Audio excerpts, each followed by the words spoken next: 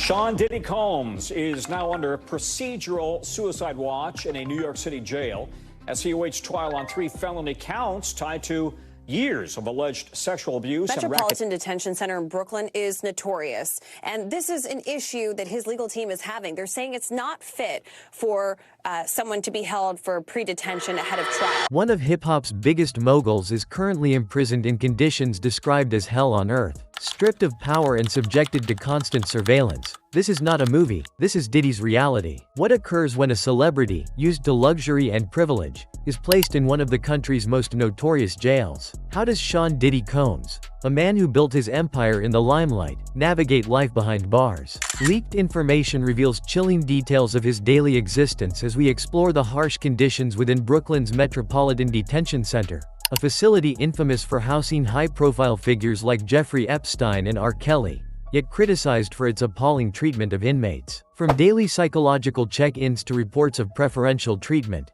conflicting accounts create a complex portrait of Diddy's time in custody. But as we investigate further, one question remains: does his fame protect him from the horrors of MDC, or has it worsened his experience? As the world observes Diddy's high-profile case, insider sources start leaking details that immerse us in the situation. In one corner, we have reports of a psychiatric team visiting Diddy several times each day. According to prison consultant Larry Levine, who spoke in a recent interview, Diddy is not officially on suicide watch. However, Levine's source suggests that he undergoes routine checkups from mental health staff, a measure aimed at monitoring his adjustment to prison life. While these check-ins may seem reassuring, they also reveal the harsh reality of what it takes to cope in a place like MDC. On the other hand, Levine suggests that Diddy is receiving what could be seen as preferential treatment, including extra showers, a luxury that other inmates may not have. But do not be misled into thinking Diddy is living comfortably. Far from his Miami mansion, he is now confined to a cramped cell in a facility notorious for violent incidents,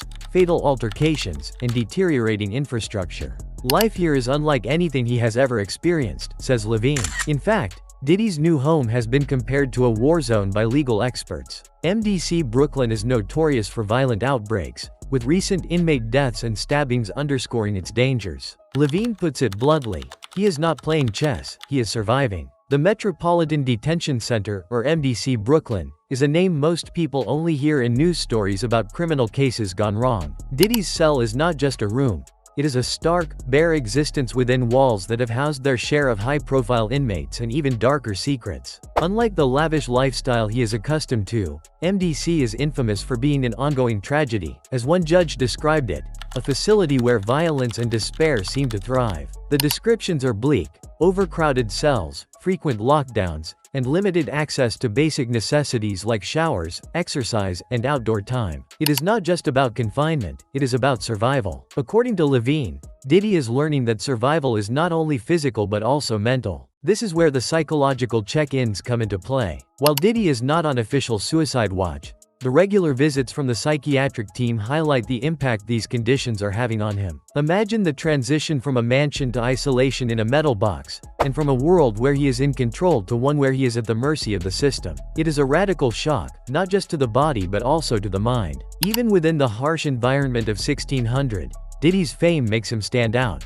Sources confirm that he is being housed in the Special Housing Unit, or SHU, which is like a prison within a prison. The SHU is usually reserved for inmates considered at risk either to themselves or others and provides an extra layer of security. However, this level of attention is not necessarily a benefit. It can result in near-total isolation, which can break even the strongest minds.